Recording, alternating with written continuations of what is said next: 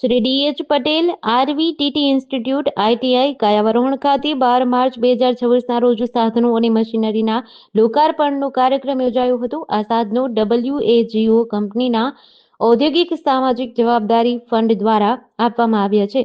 WAGO એક વૈશ્વિક સ્તરે ઓળખાતી કંપની છે જે ઓટોમેશન અને કનેક્ટિવિટી સોલ્યુશન ક્ષેત્રમાં આગેવાન છે.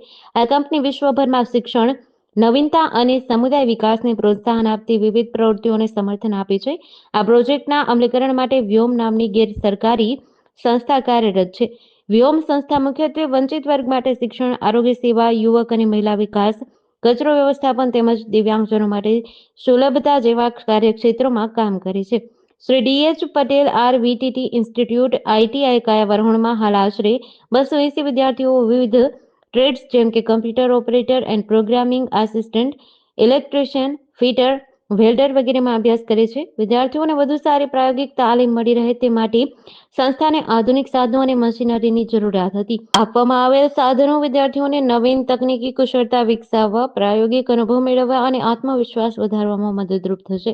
આધુનિક સાધનો દ્વારા વિદ્યાર્થીઓને ઉદ્યોગ ક્ષેત્રમાં પ્રચલિત ટેકનિક અને પ્રક્રિયાઓનો પરિચય મળશે, જે તેમને રોજગાર માટે વધુ સ્પર્ધાત્મક બનાવશે. આ પ્રકારના સહયોગથી આઈટીઆઈ અને ઉદ્યોગો વચ્ચે મજબૂત ભાગીદારી વિકસે છે. પરિણામે વિદ્યાર્થીઓને ઇન્ટર્નશીપ, એપ્રેન્ટિસશીપ અને રોજગારની તકો પણ ઉપલબ્ધ બને છે. વાગોના CSR કાર્યક્રમ હેઠળ આઈટીઆઈ કાયાવરોહણને વિવિધ સાધનો આપવામાં આવ્યા હતા, જેમાં KVA UPS 30 ટપારિયા બેન્ચ માર્ક્સ. આ પહેલ દ્વારા વાગો અને વ્યોમ યુવાનોના કૌશલ્ય વિકાસ અને ટેકનિકલ શિક્ષણને મજબૂત બનાવવા માટે પ્રતિબદ્ધ હોવાનું દર્શાવે છે, જે ભવિષ્યમાં યુવાનોને વધુ સારી રોજગાર તકો મેળવવામાં મદદરૂપ થશે.